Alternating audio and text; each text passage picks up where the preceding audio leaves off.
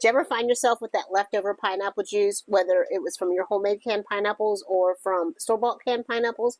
Well, don't throw it away because you can use it to make delicious teriyaki sauce. So for 1 cup of pineapple juice, you're going to add 1/4 cup brown sugar, 1/4 cups tamari or soy sauce. I prefer the tamari, and if you're gluten-free, this is the one you want because tamari's made with soy and rice as opposed to soy and wheat like the soy sauce. A teaspoon of salt, 1 clove of garlic, and 2 teaspoons fresh ginger grated. Now if you don't have the fresh ginger, you can use a teaspoon to a teaspoon and a half of ground ginger. And then 1 tablespoon cornstarch. Now shake this well. Now I typically just stop right here and I can use this as a marinade or I can finish off my stir fries with it.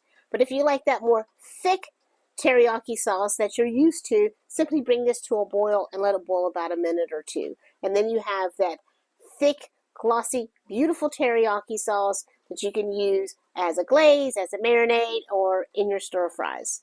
So don't throw away that leftover pineapple juice because it comes in handy. Thanks for watching, and I'll see you later.